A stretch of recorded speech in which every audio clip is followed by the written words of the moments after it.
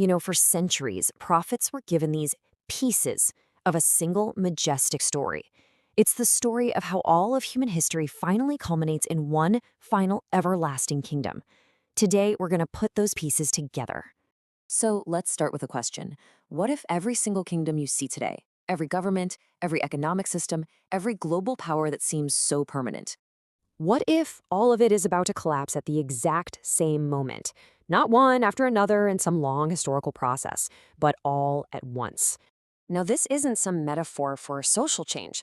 According to the prophets Daniel, Isaiah, and John, this is the literal future of our world. So let's explore this incredible unified vision. Our story really has to begin with the prophet Daniel.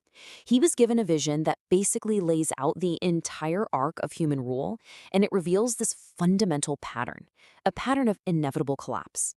So Daniel sees this great statue, and it's really a timeline of human empire forged in metal. You've got the head of gold, that's the opulent Babylonian Empire. It's followed by the chest of silver from Medo-Persia, and then comes the belly of bronze, which signifies the lightning-fast conquest of Greece. And then the legs of iron, that's the crushing, enduring power of Rome. You see the pattern, right? Each empire rises, it dominates, and then it falls. But the most crucial part of this whole vision is the final stage, the feet. They're a mixture of iron and clay.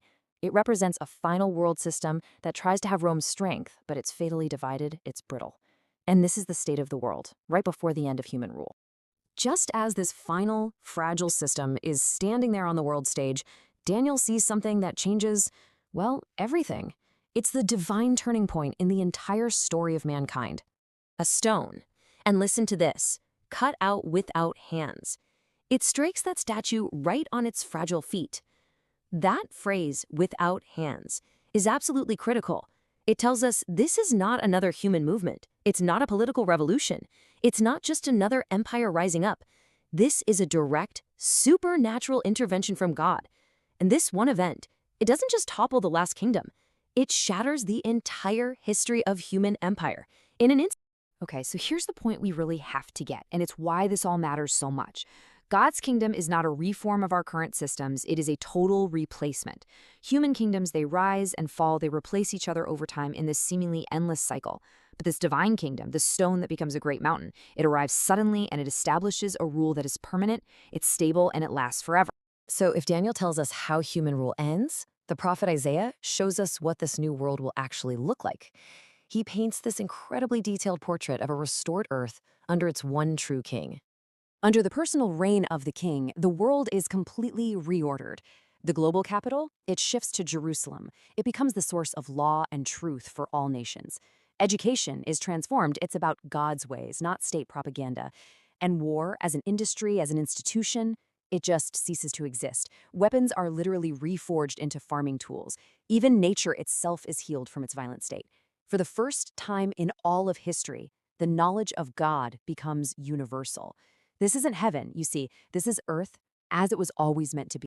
So Daniel saw the beginning of this kingdom, and Isaiah described its character. But it's the book of Revelation that gives us the specific timing, the duration of this earthly reign of peace, 1,000 years, a literal millennium.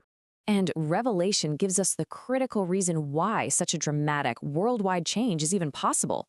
I mean, have you ever wondered why peace seems so impossible? Why nations are constantly being misled? This is the answer. It's not just a change in government, it's a change in the entire spiritual atmosphere of the planet. For those 1,000 years, the source of global deception, Satan, is bound and completely removed from the world. With that influence gone, nations can finally learn truth and live in genuine peace. So this brings up a really fascinating question.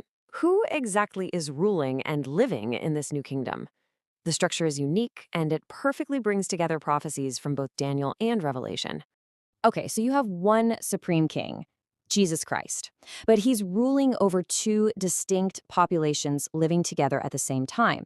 First, you have the immortal, glorified saints, those redeemed by faith and transformed, and they're given authority to reign with him. And second, you have the mortal nations, the survivors of the final judgment, who get to live and build families on this restored earth under that righteous rule. It's a brilliant fulfillment of what both Daniel and Revelation promised. So when you step back and you look at these books together, You realize they aren't telling different stories at all. They're each providing a crucial piece of one single, unified vision of the future. Look at how perfectly this all fits. Daniel, he answers the questions, who wins and when does it happen? His vision is all about that transition of power. Then Isaiah comes in and answers, okay, but what will life actually be like? He describes the quality of life on a restored earth. And finally, Revelation answers, how long will this last and why does it even work? It gives us the timeline and the key spiritual reality, Satan being bound. 3 prophets, 1 incredible story. So in the end, the unified message of the prophets is not one of escaping a doomed planet, but of restoring it. The ultimate goal, the hope that people have been praying for millennia, it was never just about getting off the earth. The goal was always, thy kingdom come, thy will be done, on earth.